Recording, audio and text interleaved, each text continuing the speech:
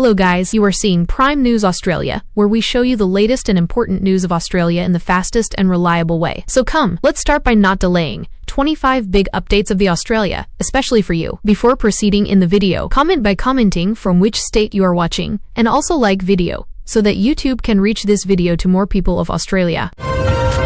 Foreign Minister Penny Wong appeared on ABC's Insiders, confirming Australia is carefully reviewing requests for military assistance from Gulf states targeted by Iranian drone and missile attacks. She stressed Australia will not join offensive operations against Iran or deploy ground troops, prioritizing defensive aid only while navigating alliances amid the escalating US-Israel-Iran conflict in the Middle East. The Australian government faces growing scrutiny over potential involvement in the Iran war due to UK-US ties and US bases. Despite assurances from Penny Wong that no Australian forces are participating in strikes, critics warn the alliance could entangle Australia regardless of preferences, raising sovereignty concerns as the conflict widens with attacks on energy sites and shipping routes.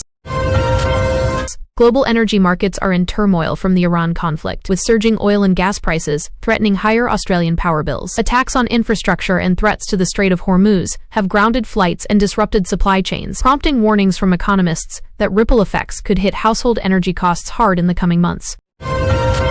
Prime Minister Anthony Albanese announced the deployment of 2 RAAF aircraft, a KC-30 tanker and C-17 transport to the Middle East as contingency for evacuating stranded Australians. This follows intensified strikes and instability, with crisis teams already assisting citizens caught in affected countries amid ongoing hostilities. George Russell delivered a dominant victory for Mercedes in the 2026 Formula One Australian Grand Prix at Albert Park, leading teammate Kimi Antonelli to a 1-2 finish. Pole-sitter Russell controlled the race, finishing nearly 3 seconds ahead, while Charles Leclerc took third after Ferrari's strategy errors, marking a strong season opener for the Silver Arrows. Home favorite Oscar Piastri endured devastating disappointment at his home Grand Prix when he crashed his McLaren on the formation lap en route to the grid. The incident ruled him out before the start, crushing local expectations and highlighting the risks of the new 2026 car regulations in tricky conditions. In women's international cricket, Australia strengthened its grip on the one-off day-night test against India at Perth's WACA ground on day 3. Solid bowling and batting performances positioned the hosts for a likely comprehensive win, showcasing their dominance in the longest format ahead of upcoming series. Public and political concerns mount in Australia about indirect entanglement in the US-led actions against Iran. Discussions focus on risks from shared intelligence, UK-US commitments, and regional bases, even as the government reiterates no offensive role, amid fears the conflict could draw in more allies. The United Nations issued a stark warning that the Middle East conflict risks spiraling uncontrollably beyond containment. Australian media highlighted the statement alongside Donald Trump's ultimatums to Iran, emphasizing potential global fallout, including energy shocks and refugee flows that could affect the region. Canadian Prime Minister Mark Carney addressed a joint sitting of Australia's Parliament in Canberra, warning middle powers like Australia and Canada risk subordination by superpowers amid rising global tensions. He advocated stronger alliances, critical technology investments, free trade protection, and human rights commitments during discussions with PM Albanese on de-escalation in the Middle East and broader geopolitical challenges. Reports surfaced that Australian personnel were involved on a US submarine that sank an Iranian warship in recent operations. The Prime Minister confirmed limited details but downplayed direct combat roles, fueling heated parliamentary debates on transparency and Australia's exposure in the widening war. Severe flooding persists in the Northern Territory's top end, with hundreds evacuated from remote communities by air. Catherine remains under major emergency declaration as rivers swell, while emergency services warn of ongoing isolation and infrastructure damage from prolonged heavy rain. The Bureau of Meteorology warns of renewed heavy rain and flash flooding risks across central and southeastern Queensland. Already saturated ground exacerbates threats, with severe weather warnings in place and potential for river rises impacting communities in the coming days. The Fire Up Menopause Awareness campaign launched nationwide, spotlighting how it impacts over half of Australians yet faces stigma and inadequate support. News outlets call for improved healthcare access, workplace policies, and public education to better address this significant women's health issue. South Australian Liberals expressed deep anxiety about the party's future ahead of the March 21 state election. Internal polls suggest a potential wipeout, with members warning of existential threats unless dramatic shifts occur in voter sentiment and campaign strategy. One Nation announced David Farley as its candidate for the upcoming Farrer by-election in NSW, following Sussan Ley's resignation. The party aims to capitalize on regional discontent and challenge major parties in the rural seat.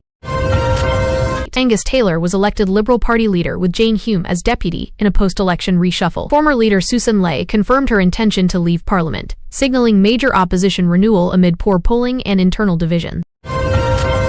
Leading seaman Elodie Miles from Young, NSW, highlighted in a profile how serving in the Royal Australian Navy builds personal confidence, teamwork, and global connections through diverse operations and daily duties.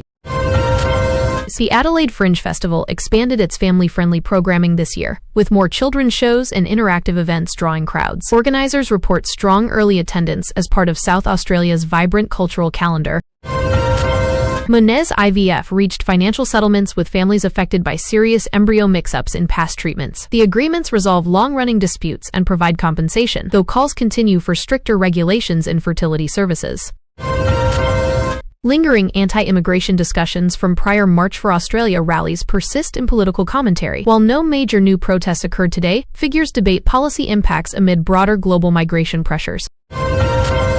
Australian and Canadian leaders reaffirmed strong bilateral ties in defense, trade, intelligence, and investment during recent high-level talks. Shared values were emphasized as both nations navigate global instability, including energy market volatility from Middle East events.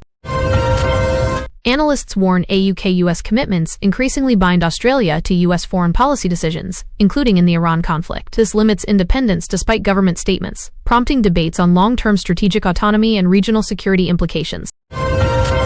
Queensland authorities banned 2 specific anti-Israel slogans in public spaces amid heightened domestic tensions linked to the Middle East war. The decision aims to preserve community safety and reduce protest-related incidents, but has ignited debates over freedom of speech limits as demonstrations and community divisions grow across the country. Donald Trump reiterated threats of harder strikes on Iran after Tehran's rejection of surrender demands. Australian coverage focuses on economic risks like oil price spikes and potential escalation affecting Indo-Pacific stability and trade routes. Israel conducted airstrikes on Beirut, targeting Hezbollah positions amid broader regional escalations. Australian foreign policy observers express alarm over widening fronts, urging diplomatic efforts to prevent further spillover into allied interests.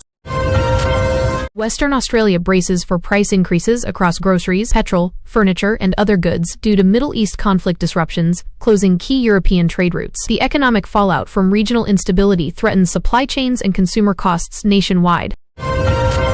Opposition politicians and advocates urged urgent government action to offer asylum or extended visas to members of the Iranian women's soccer team at risk amid the war. Calls highlight humanitarian concerns and Australia's role in supporting persecuted athletes.